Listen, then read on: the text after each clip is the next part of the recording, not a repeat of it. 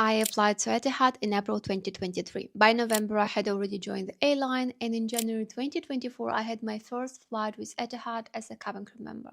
The recruitment process was quite long, but it was easy because I was hired completely remotely. However, there is a faster way to become an Etihad cabin crew, and it is attending an open day, which is a face-to-face interview.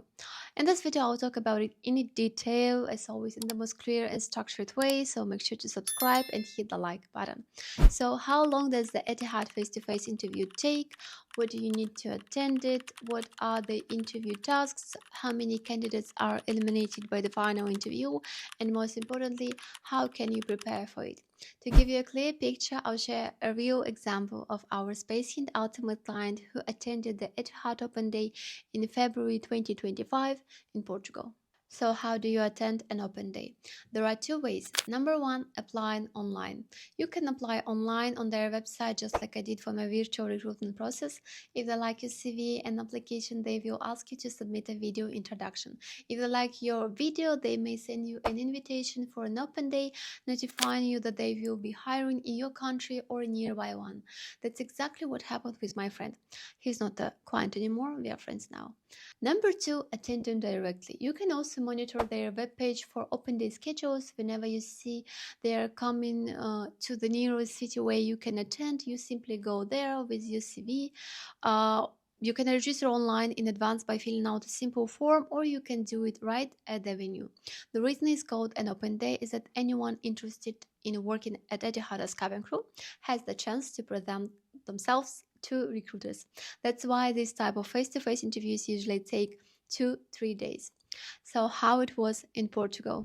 3 recruiters conducted the initial screening of over 300 candidates. First, they briefly explained the selection process, and then candidates were invited into the room one by one.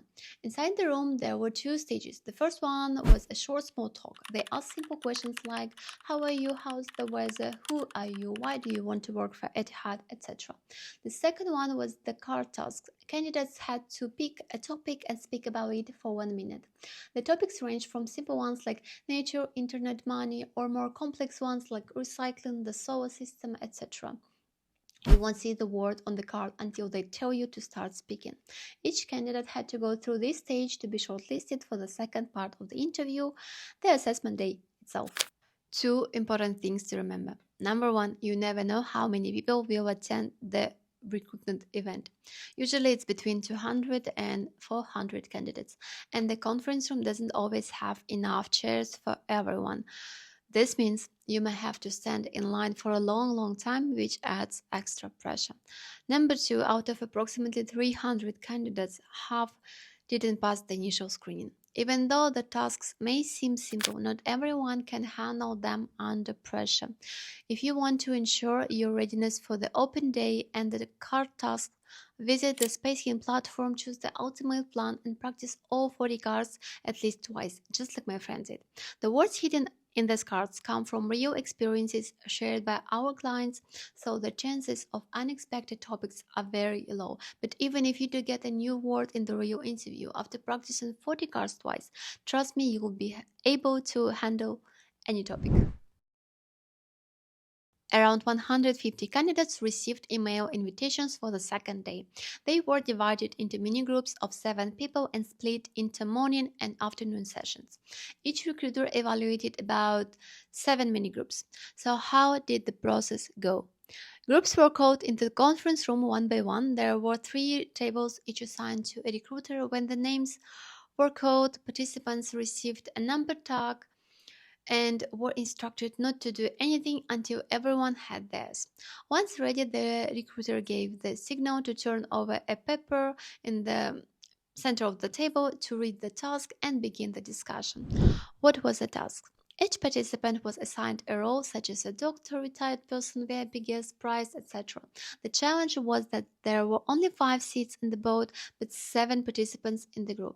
The team had to decide who would stay on the island and who would board the boat. Each person had to justify their case, why they should or shouldn't be saved.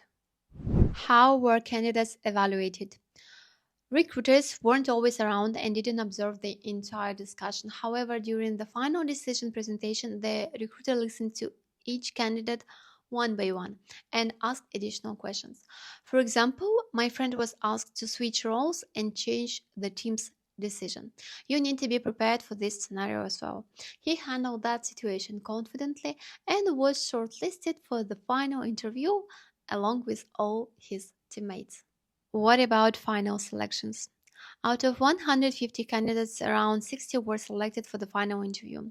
Some had their final interviews on the same day as the group discussions. Those who attended the evening sessions were scheduled for an online interview the following day. For all successful candidates, recruiters gave a presentation about life and work in Etihad and reconfirmed the date for the virtual interview. Even though the second day only included the group discussions, the process lasted until around 8 p.m. For my friend, the virtual interview was scheduled one day after the group discussion. Out of 300 candidates from day one, around 60 made it to the final stage, which is a great result. The final interview was conducted via video call with 7 recruiters, where each candidate had an individual interview in a separate virtual room. Our candidates' interview lasted around 12 minutes.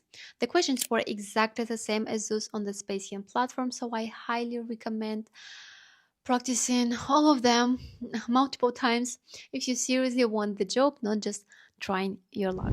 Confidence is key and preparation is what builds it. The recruiters also asked standard questions about tattoos, scars, birthmarks, and language skills. They also mentioned that candidates could expect a response anywhere from a few days to a month. We had no doubts this candidate would pass. Do you know how many times he practiced the pick a card exercise? 110. Group tasks? 6. Final interview questions? 27 times. Watching YouTube videos and learning theory isn't enough. Confidence only comes from practice and experience. Just 3 days later, he received an email to take the English proficiency test. If you want the same result, don't procrastinate. Put in the effort to be the best. And watch this video to learn about the most effective way to prepare for an interview on your own. On our platform, we track statistics, and remember, you are all competing against each other. Everyone has the same opportunities, but results will depend on how prepared you are. You can be active like this candidate, or you can be passive like many others. If you're serious about becoming an Etihad cabin crew, make sure to complete the self-check on Spacehint while it's still free. The link is in the description below this video. And if you're planning to attend an open day expected to take several days, there will be a lot of people, which means long waiting times. Bring food, water, headache pills. Hopefully you won't need them, but it's better to be prepared.